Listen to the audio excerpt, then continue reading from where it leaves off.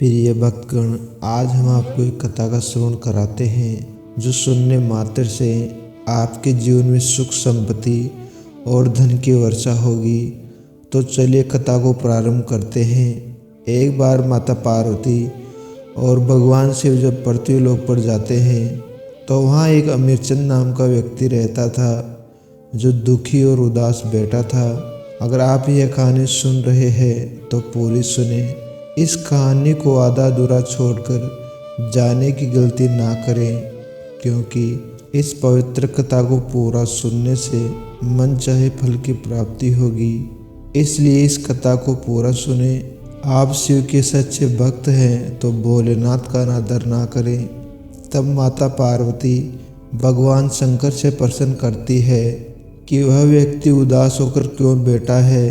तब भगवान शिव पार्वती से कहते हैं, हे प्रिय, मानव अपने जीवन काल में यह प्रमुख 7 बातें जो किसी को नहीं बतानी चाहिए वह सभी को बता देता है, जिस कारण मानव को कठिनाइयों का सामना करना पड़ता है। तब माता पार्वती पूछती है, वह कौन सी 7 बातें हैं, कृपया मुझे बताएं।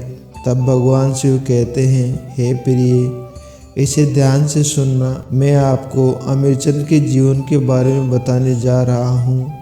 फिर भगवान शिव कहते हैं, मानव अक्सर कहा करता है, धीरे बोलो कोई सुन ना ले। यह बात हम सबके कानों में पड़ी होगी और अक्सर मानव के मुंह से भी निकलती रहती है। लेकिन सोचने की बात तो यह है कि यह वाक्य कब कब हमारे मुंह से निकलता है और कब कब हमारे कानों में पड़ता है। और ऐसे ही कम गुप्त राज होते हैं जो मानव एक दूसरे के कानों में पड़ने नहीं देना चाहता। अक्सर परिवार में अशांति का कारण मानव स्वयं ही होता है। भगवान शिव कहते हैं, इस बात को देख पाए या भले ही नहीं देख पाए, पर यह वास्तव में सत्य है, क्योंकि और वही बातें जो जाने अनजाने में हमने किसी दूसरे के सामने बता देते हैं वही हमारे दुख का कारण बन जाती है, वही झगड़े का कारण बन जाती है। और फिर बाद में पछतावा होता है कि यह बात किसी को बतानी नहीं चाहिए थी, मेरी ही गलती थी, मैंने जाने अनजाने में यह बात सभी को बता दी। इसलिए आज की कहानी में आपको सुनाता हूँ। उससे सुनने के बाद आपको 7 ऐसी बातें पता चलेगी जो आपको कभी किसी को नहीं बतानी चाहिए। यह जो 7 बातें हैं जो आपको किसी को नहीं बतानी चाहिए, इसके पीछे का तर्क भी मैं आपको दूंगा। अब भगवान शिव एक शिव शिष्य का रूप धारण करके अमीरचंद के पड़ोस के गांव में चला गया। एक समय की बात है, एक नगर में अमीरचंद नाम का व्यक्ति रहता था। वह युवक बहुत गरीब था, कुछ भी पैसा नहीं था। उसे 2 वक्त की दाल रोटी भी बड़ी मुश्किल से मिलती थी। किसी काम की तलाश में दिन रात खोज करने पर भी उसे कोई काम नहीं मिल रहा था। फिर एक दिन उसने अपनी पत्नी के सामने सारी समस्या बता दी। उसने अपनी पत्नी को कहा कि मैं जिस जगह भी काम मांगने के लिए जाता हूँ तो हर कोई मुझे यह कहकर काम नहीं देता कि हमारे यहाँ काम की ज़रूरत नहीं है। मैं काम की तलाश कर कर के थक चुका हूँ। मुझे समझ नहीं आता मैं तुम लोगों का पेट कैसे भरूँगा, अपने बच्चों को कैसे पालूँगा, और यह चिंता मुझे दिन रात खाई जा रही है। यह सुनकर उसकी पत्नी ने कुछ सोचकर कहा, तुम एक आदमी के पास एक बाहरी काम मांगने के लिए जाते हो और जब वह काम नहीं देता तो तुम दोबारा उसके पास जाते तक नहीं। अगर तुम्हें उनसे काम लेना है तो तुम्हें हमदर्दी जतानी होगी, तुम्हें उनसे हमदर्दी हासिल करनी होगी, अपनी गरीबी दिखानी होगी, ताकि वह लोग तुम्हारी मजबूरी समझकर तुम्हें काम पर रख ले। इसलिए शर्म मत करो, उन्हें अपनी मजबूरी बताओ, अपनी गरीबी बताओ, और इसी उपाय से तुम काम पा सकते हो। यह बात अमीरचंद के मस्तिष्क में बैठ गई और अगले दिन काम मांगने के लिए वो उसी सेठ के पास जा पहुंचा जहां पर वह पिछले दिन काम मांगने के लिए गया था। लेकिन इस बार उसने हाथ जोड़कर उस सेठ से प्रार्थना की, विनती की कि मैं बहुत गरीब हूं और मुझे काम की बहुत ज़रूरत है। आप जो कुछ भी काम दोगे उसमें मैं संतुष्ट हो जाऊंगा, पर कृपया करके मुझे यहाँ काम पर रख लो। उसकी यह हालत देखकर उस सेठ ने उसे अपने काम पर रख लिया। वह रोज वहाँ पर काम पर जाने लगा। अंदर ही अंदर वह खुश तो था कि उसे काम तो मिला, लेकिन उसका वेतन दूसरे लोगों से कम मिलता था। वही काम जो दूसरे लोग कर रहे थे उन्हें ज़्यादा वेतन मिल रहा था और इसे कम वेतन मिलता था। जब इसके बारे में उसने अपने सेठ से कहा तो सेठ ने कहा कि देखो भाई, तुम्हें काम की ज़रूरत थी, मैंने तुम्हें काम दिया है। मेरा धन्यवाद करने की बजाय तुम मुझसे शिकायत कर रहे हो, यह कैसी भलाई है। यह सुनकर अमीरचंद चुप हो गया। बात कहीं ना कहीं सत्य थी, सच थी। सेठ ने तो उसे मजबूरी के हिसाब से काम दिया था और इसीलिए वह उस अनुसार ही उसे वेतन देता था। लेकिन धीरे धीरे यह बात अपने सगे संबंधियों और दोस्तों को भी बताना शुरू कर दी कि उसका सेठ कैसा आदमी है और उसे कितना वेतन देता है। समय बीतता रहा। अमीरचंद पूरे लगन के साथ अपना काम करता रहा, लेकिन अब बदलने लगी थी। सेठ अब अमीरचंद से दूसरे लोगों से ज़्यादा काम लेता था और उनसे कम वेतन उसे देता था। यह बात अमीरचंद के मन को बहुत परेशान करती थी। वह दूसरों से ज़्यादा मेहनत करता और उसे वेतन कम मिलता। इससे उसके आत्मसम्मान को बहुत गहरी चोट पहुंची। अब धीरे धीरे उसका मन अपने काम से हटने लगा। उसका मन काम में लगता ही नहीं था। जाहिर सी बात है कि ऐसी जगह किसका मन लगे जहां आदमी को अपने आत्मसम्मान के साथ समझौता करना पड़े। इसलिए जल्दी ही उसने अपना काम छोड़ दिया और वह घर पर आकर खाली बैठ गया। अब उसके पास घर का खर्चा चलाने का भी पैसा नहीं था। इसीलिए उसने अपने सगे संबंधियों, अपने दोस्तों से सहायता मांगनी शुरू की। लेकिन उसके दोस्त उसके सामने तो उसे दया का पात्र समझते थे, उसे दिलासा देते थे, लेकिन पीछे से उसका मजाक उड़ाते थे। वह कहते थे कि कितना बेवकूफ़ है, सेठ ने इतना काम दिया, बेचारे को पैसा भी दिया और इसने काम भी छोड़ दिया। हम इसको पैसा दे दे तो यह कल हमारा भी पैसा वापस नहीं कर पाएगा। इसकी ऐसी हालत है, काम तो उसके पास कुछ है नहीं, पैसा कहाँ से ला कर देगा। और इसी वजह से अमीरचंद की हालत दिन ब दिन खराब होती जा रही थी। अब वह दिन रात तनाव में रहने लगा था। वही दोस्त, वही सगे संबंधी जो उसके अपने होने का दिखावा करते थे, वह उसे दया का पात्र समझते थे, उसके ऊपर तरस खा रहे थे। सभी आकर उसको ज्ञान तो बहुत देते थे, लेकिन कोई सहायता नहीं करता था। और अक्सर ऐसा ही होता है, ज्ञान देने वाले तो बहुत मिल जाते हैं, लेकिन मदद करने वाला, अंगुली पकड़कर, हाथ पकड़कर आगे चलाने वाले कितने लोग मिलते हैं। एक दिन उसे पता चला कि पड़ोस के गांव में एक शिव शिष्य आया हुआ है जो बहुत ही ज्ञानी है। अमीरचंद इतना तनाव में था कि उसे कोई रास्ता नजर ही नहीं आ रहा था। इसीलिए जाने अनजाने उस शिव शिष्य के पास पहुंच जाता है। वहां पहुंचकर वह सीधे उनके पैरों में गिरकर रोने लगता है। यह रोते रोते उन्हें अपनी सारी परिस्थिति बताता है। उसे कहता है कि किस तरह उसके सेठ ने उसका फ़ायदा उठाया और उसके सगे संबंधी उसके साथ कैसा व्यवहार रखते हैं। सारी बातें सुनकर शिव शिष्य ने उसे चुप करा दिया। कहा, यह सारी समस्याएं तुम्हारी बुद्धिहीनता, तुम्हारी मूर्खता के कारण उत्पन्न हुई है। अगर तुम्हारे अंदर विवेक होता तो इनमें से एक भी समस्या तुम्हारे चित्त को दुखी नहीं कर सकती थी, लेकिन तुमने अपने अविवेक के कारण, अपनी मूर्खता के कारण खुद ही अपने रास्ते में कांटे बिछा दिए।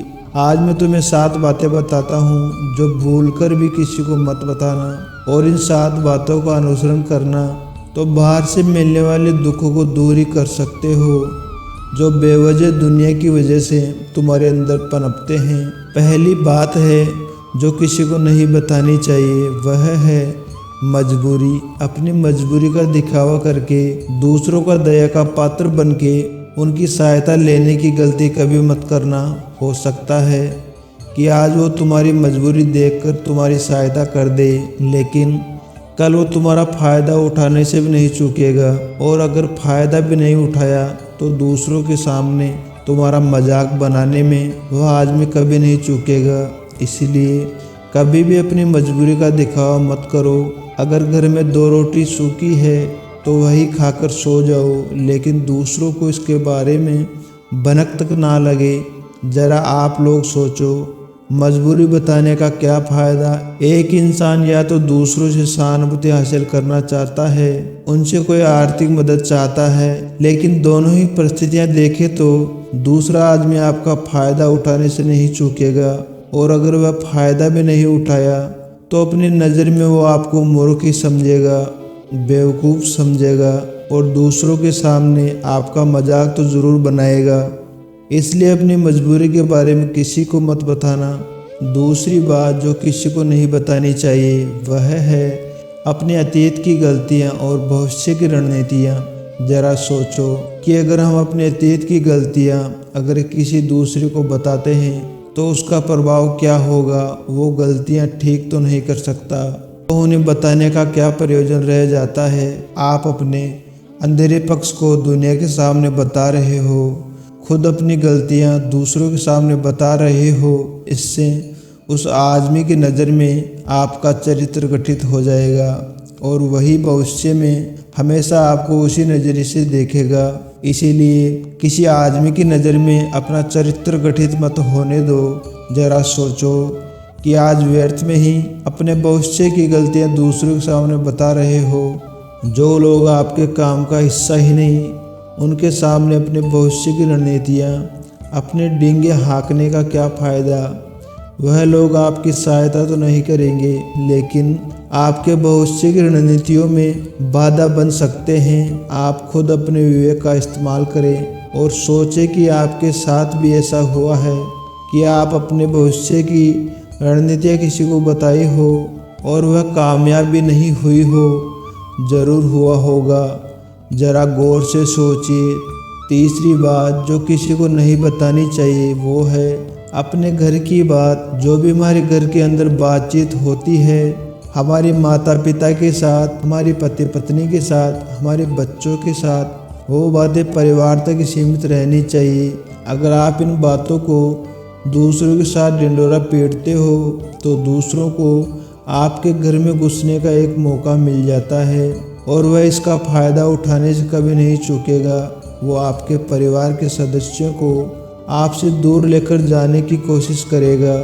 अक्सर ऐसा होता है, हम समाज में देखते हैं कि हम अपने घर के झगड़ों को ख़त्म करने के लिए उन झगड़ों को अपने पड़ोसियों और दूसरे सगे संबंधियों को बता देते हैं, लेकिन इससे आपको सहायता कभी नहीं मिलेगी, बल्कि आपके घर के लड़ाई झगड़े ज़्यादा होंगे और जाहिर है कि वह बढ़ेंगे।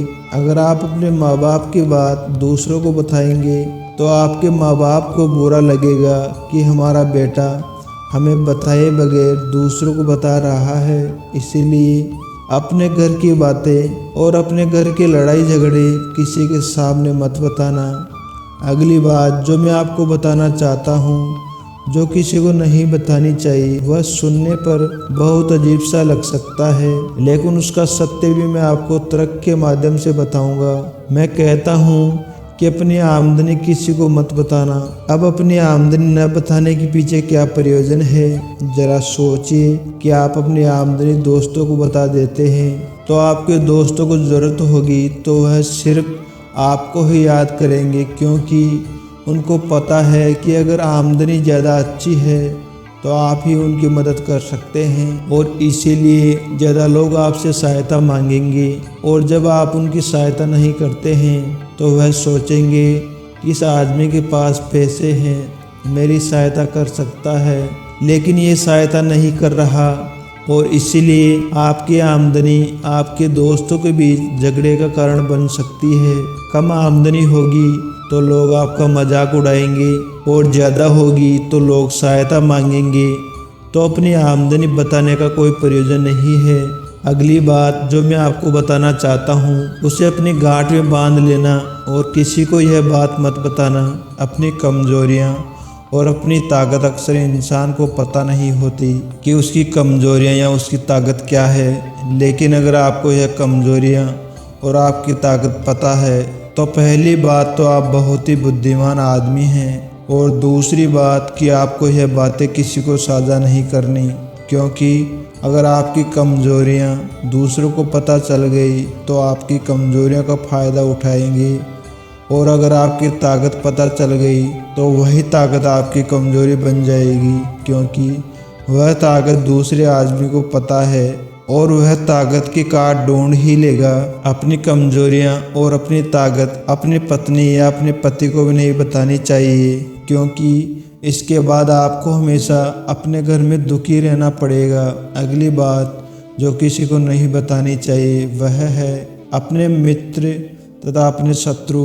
आप अपने मित्रों के बारे में अगर दूसरे लोगों को बताएंगे तो आपके मित्र के साथ अपनी घनिष्ठता बनाकर आपको धोखा दे सकता है, आपके गहरे मित्रों को आपसे दूर करने का प्रयास कर सकता है।